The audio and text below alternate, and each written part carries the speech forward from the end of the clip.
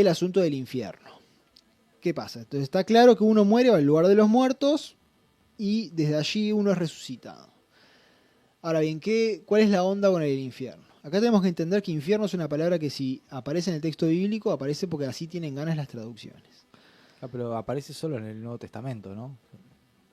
Sí, en términos generales sí. Sí, bueno. Ahora, lo bueno es ver qué es lo que aparece en los manuscritos cuando te están poniendo infierno en las traducciones. Claro, ahí va, eso es lo interesante. Lo que se ve como una especie de infierno, que en realidad es el llamado lago de fuego y azufre. Bueno, en el libro de Apocalipsis se habla largo y tendido de este lago de fuego y azufre, que es el lugar de la condenación, básicamente.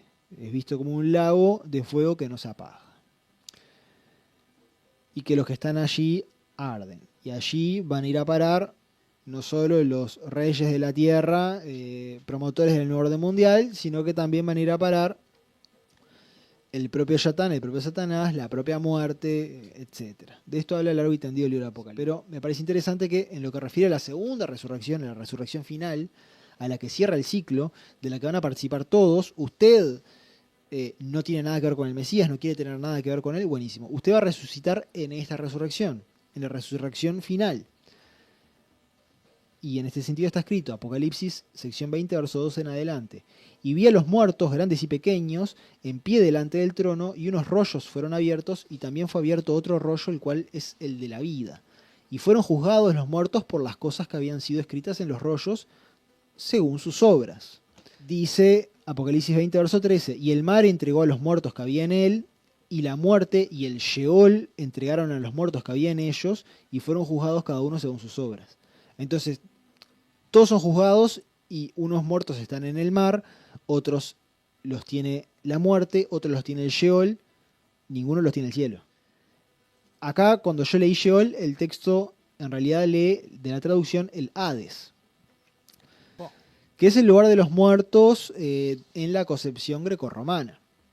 Extraña que los traductores del texto del Pacto Renovado, del mal llamado Nuevo Testamento, pongan acá Hades, cuando en las mismas traducciones, de repente, en el Antiguo Testamento, te ponen Sheol o Seol, porque esa es la palabra que aparece en hebreo, que cada vez que aparece esa palabra, en los manuscritos griegos, que es una traducción del hebreo, aparece Hades. ¿Por qué? Porque en griego era la palabra que tenían para traducir el concepto de Sheol, el Hades. Porque refiere a ese lugar, pero en la cultura y en la perspectiva grecorromana. Entonces, acá cada vez que el texto habla de Hades, es en contexto el Sheol del texto hebreo.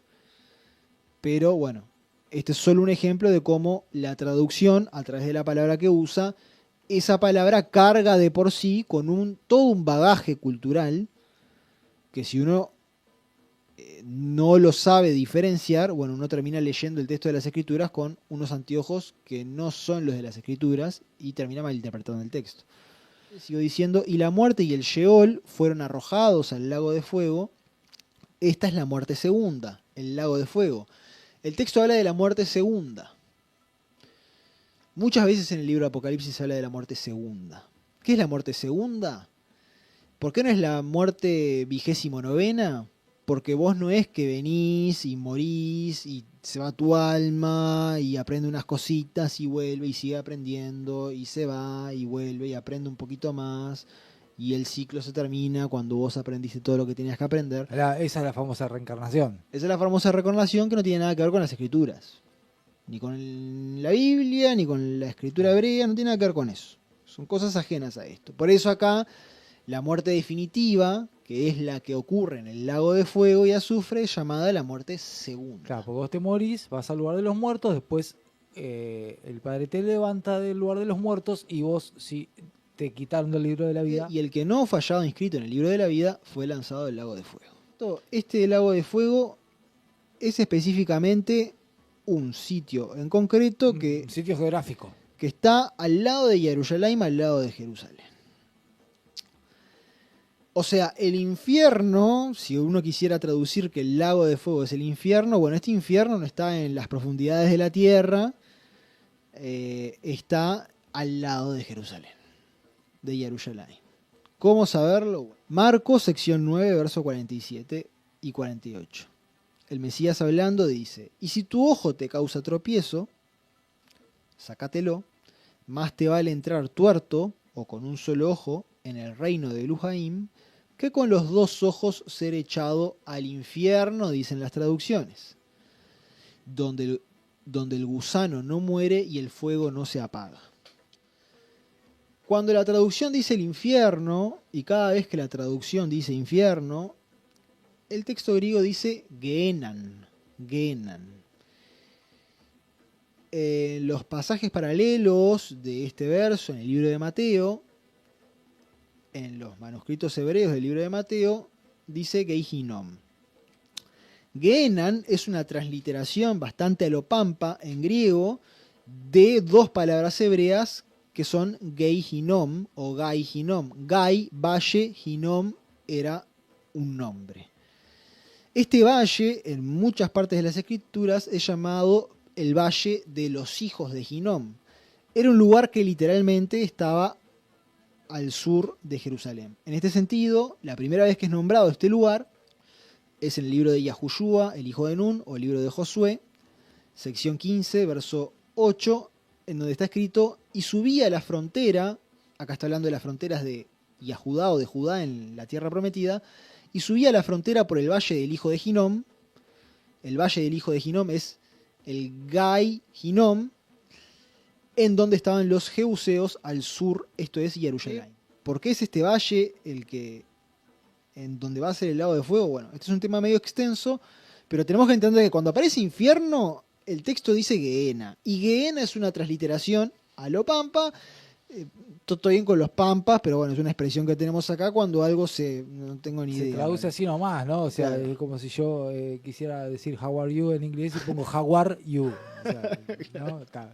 Esta Gehenna, que que después la traducción dice infierno, en lugar de decir por lo menos Gehenna, tal cual le está diciendo el griego, es en contexto dos palabras hebreas, Gei Hinom, Gei Valle, Hinom, el nombre del valle. En este valle en particular, que estaba en uno de los contornos de Jerusalén, es un valle que está hasta el día de hoy, se realizaban sacrificios de niños en la época de los cananeos, y esta práctica la continuaron en la época en la que los reyes estaban en cualquiera, los reyes de los israelitas. Esta práctica también la practicaron, la de sacrificar a los niños, y uno de los lugares en los que lo hacían era en el Valle de Hinom. En este sentido, por ejemplo, está escrito en Segunda de Crónicas, sección 28, verso 3, referente al rey Ahaz, o Acaz, según dicen las traducciones: y él incensaba en el valle del hijo de Hinom, y encendió a su hijo en fuego, conforme a las abominaciones de las naciones que había desposeído Yahuwah delante de los hijos de Israel. Otro rey, llamado Yashiahu o Josías, según las traducciones, que era un rey bueno, dice en Segunda de Reyes, sección 23, verso 10, y contaminó al Tofet, ya lo explico, que estaba en el valle del hijo de Hinom, para que nadie haga pasar a su hijo o a su hija por fuego para Moloch. Entonces acá este lugar era un lugar de sacrificio ritual, y acá este rey, para que nadie lo utilice para sacrificio ritual, lo contamina, porque bueno, incluso los que están para el satanismo tienen sus propios estándares de un lugar apto para realizar el ritual. Entonces, para que no realicen el ritual, este rey va y lo contamina. Al Tofet. El Tofet es en hebreo el lugar del tamboril. ¿Por qué? Porque en el sacrificio de niños, una de las prácticas era tocar largo y tendido el tamboril para que no se escucharan los gritos de los pequeños. Bueno, entonces, es en este lugar en el que hicieron esta abominación de encender a los hijos, a los niños pequeños en fuego, que el Hacedor de los cielos y la tierra va a encender en fuego a los que él considera según su estándar, que es un estándar que está claro para todos en la instrucción que él establece en la escritura, y si alguien no está afín a la instrucción, no importa. Cada uno según sus obras, cosa más justa que esa no hay. Si vos no conocías la instrucción del Creador de los cielos y la tierra, bueno, seguro que alguna percepción de lo que está bien y de lo que está mal tenés. Y según la conciencia de lo que vos tenés, vas a ser juzgado y... Sí, para bien o para mal. Para bien o para mal. Según tus obras, no según quién seas, ni tu apellido, ni tu linaje, no. Según tus obras es lo que establece el texto. Más justo que eso, Imposible. Este valle, según está escrito en la venida del Mesías, se va a partir, o sea, va a generarse una gran grieta en este valle. Sobre esto está escrito en Zacarías, sección 14, verso 2 en adelante. Y esto de que va a quedar un gran valle es importante para entender un texto que he sacado de contexto. Está escrito, Zacarías, sección 14, verso 2 en adelante. Porque yo reuniré a todas las naciones, para combatir a quién, contra quién se podrían juntar todas las naciones del mundo a pelear. A ver, ¿quién está en...? Esto me parece muy interesante, ¿no? Porque según muchos, los sionistas y los judíos son los malos del mundo. Y son los dueños de todo y por alguna razón son incapaces de evitar que la propaganda de los medios de propaganda hable en contra de ellos todo el tiempo. Es medio extraño. No estamos defendiendo el sionismo, ¿no? O sea, no, el punto no es ese, ni al Estado de Israel. No, el punto no es ese. El punto es entender el engaño de que los juntan a todos ahí para matarlos a todos y por eso le ponen el hexagrama que le ponían a los judíos en la Segunda Guerra Mundial para marcarlos para la muerte. Ahora se lo pusieron en la bandera. El mismo Estado de Israel dijo, vamos a poner esto en nuestra bandera. Y ahora, después cuando los empiezan a perseguir a todos a nivel internacional, porque claro, todo el mundo si odia a alguien, odia a quién vamos a odiar, a los judíos, ¿no? ¿Por qué? Porque sí, porque está este odio histórico. Porque es un deporte olímpico. Sí, tal cual, así lo decís. Entonces, en ese contexto tiene sentido lo que está escrito que se viene. Porque yo reuniré a todas las naciones para combatir contra Jerusalén. Contra Jerusalén. Y la ciudad será conquistada, y las casas serán saqueadas, y serán violadas las mujeres, y la mitad del pueblo irá en cautiverio, pero el resto del pueblo no será cortado de la ciudad. Esto no lo hace el Hacedor de los cielos y la tierra. Esto lo hacen las naciones que él junta para combatir contra Jerusalén. Porque es el plan juntarlos a todos allí. Y está escrito, verso 3, después Yahuwá saldrá y combatirá contra aquellas naciones, como cuando combaten el día de la batalla. Aquel día sus pies se posarán sobre el monte de los olivos, en contexto este es el Mesías, que está frente a Jerusalén, al oriente, y el monte de los olivos será partido por el medio, quedando un gran valle desde el oriente al occidente. La mitad del monte se apartará hacia el norte y la otra mitad hacia el sur. Y el valle de Ginom quedará bloqueado, porque el valle entre los dos montes llegará hasta Azal, y ustedes huirán como cuando huyeron en el terremoto en tiempos de Uziyahu, rey de Yahudá, y vendrá Yahuwá Mieluhai con todos sus apartados. Bueno, en el contexto de la venida del Mesías pasan estas cosas. ¿Y qué pasa? Acá el valle de los hijos de Ginom queda bloqueado. El lugar donde va a tener lugar el lago de fuego queda bloqueado. Este es el lugar que el Mesías, al hablar de la Gehenna, dice que es el lugar donde el gusano no muere y el fuego no se apaga. Él acá está hablando en un lenguaje que ya había sido hablado, por ejemplo, en el libro de Isaías, sección 66, como finaliza el libro de Isaías, diciendo, y sucederá de luna nueva en luna nueva y de Shabbat en Shabbat, que toda criatura vendrá a postrarse delante de mí, dice Yahuwá, y saldrán, luego de postrarse delante de mí, y saldrán y mirarán los cadáveres de los hombres que se rebelaron contra mí, su gusano no morirá, ni su fuego se extinguirá, y será el horror de todos los mortales. O sea, acá está aclarando el texto que dónde va a tener lugar esto. O sea, si vos ya sabés que la Gehenna es lo que se traduce por infierno, que es donde van a ir a parar, es el lago de fuego y azufre, donde van a ir a parar los que van a morir. Y acá te está diciendo en Isaías, y saldrán de venir a postrarse delante de mí, y mirarán los cadáveres de los hombres que se rebelaron contra mí, su fuego no se apagará, su gusano no se extinguirá. ¿En qué contexto es esto? En Jerusalén, donde va a estar el rey, donde va a estar el hacedor de los cielos y la tierra, en realidad su representante, que es el Mesías, y ahí en el contexto de que todo el mundo va a ir a adorarlo a Jerusalén, a Jerusalén, después de su venida, cuando salgan de adorarlo a él, van a contemplar un escenario que tiene sentido cuando entendemos de que esto es en un lugar específico, no es en las profundidades de la tierra, va a ser el costado de Jerusalén. Quiero leer dos pasajes, por rapidito, favor. Que es hablando del Valle de Ginom. Bien. Sí. Jeremías 7:31, y capaz que vos podés mirar ahí el hebreo y me podés ayudar. Bien. Porque yo voy a leer la traducción de la Reina Valera. Dice, y han edificado los lugares altos de Tofet, que está en el valle del hijo de Ginom. De Tofet, del Tamboril, ¿no? Bien. Que está en el valle de los hijos de Ginom, la Gehenna, ¿sí? Para quemar al fuego a sus hijos y a sus hijas, cosas que yo no les mandé ni subió en mi corazón. Por tanto, he aquí vendrán días, ha dicho Yahuwah, en que no se diga más Tofet ni Valle del hijo de Hinnom, sino Valle de la Matanza, y serán enterrados en Tofet por no haber lugar. Esto que estabas hablando hoy, ¿no? Y serán los cuerpos muertos de este pueblo para comida de las aves del cielo y de las bestias de la tierra, y no habrá quien las espante. Y entonces esto lo quiero unir con Apocalipsis 19:17, que dice: envía a un mensajero, a un Malak, que estaba en pie en el sol, y clamó a gran voz diciendo a todas las aves que vuelan en medio del cielo: vengan y congréguense a la gran cena de Luhaim, para que coman carnes de reyes y de capitanes y carnes de fuertes, carnes de caballos y de sus jinetes, y carnes de todos, de libres y esclavos, pequeños y grandes. En esto del contexto de la guerra, ¿no? Y vi a la bestia y a los reyes de la tierra y a su ejército reunidos para guerrear contra el que montaba el caballo, en contexto del Mesías, y contra su ejército, los malaquín que vienen con él. Y la bestia fue apresada, y con ella el falso profeta, que había hecho delante de ella señales con los cuales había engañado a todos los que recibieron la marca de la bestia y habían adorado a su imagen. Estos dos fueron lanzados vivos dentro de un lago de fuego que arde con azufre, y los demás fueron muertos con la espada que salía de la boca del que montaba el caballo, y todas las aves se saciaron de las carnes de ellos. Y todo esto, conforme establecen las escrituras, tiene lugar en Jerusalén.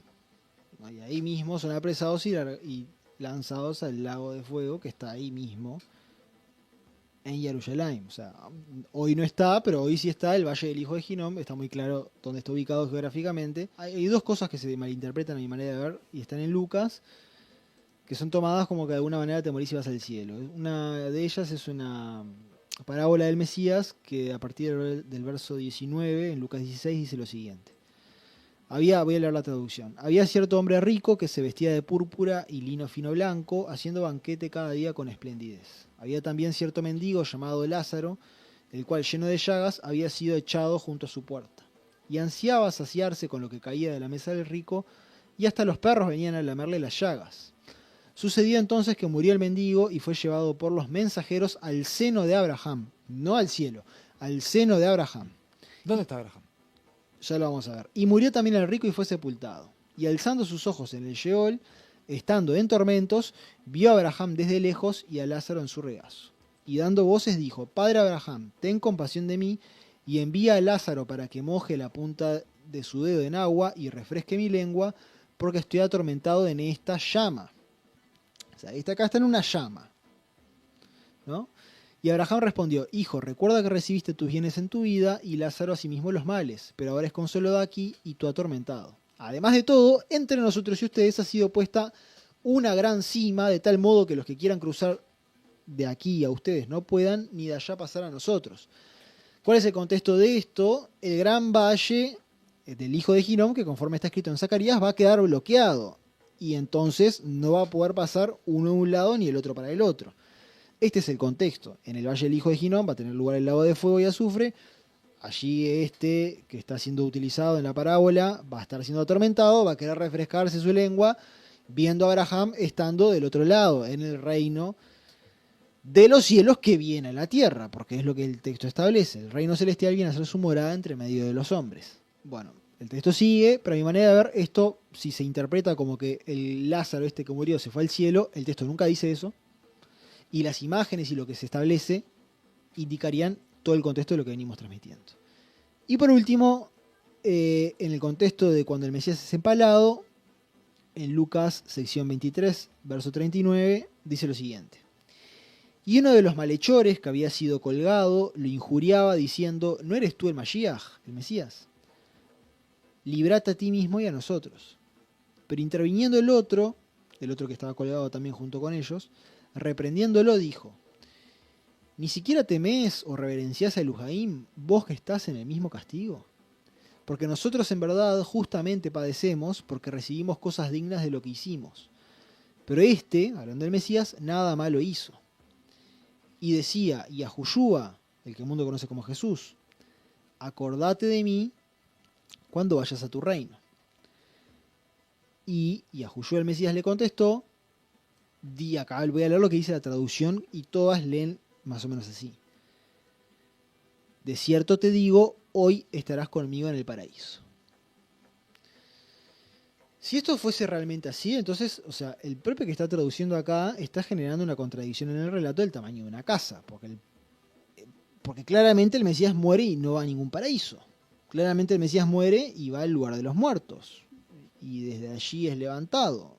Y después de eso le dice, por ejemplo, en cuanto resucita, por ejemplo, lo quiere Miriam o María, lo quiere tocar y le dice, no me toques todavía porque todavía no he ascendido al Padre. O sea, después de que resucita, pasados 3 días, él todavía no asciende al Padre.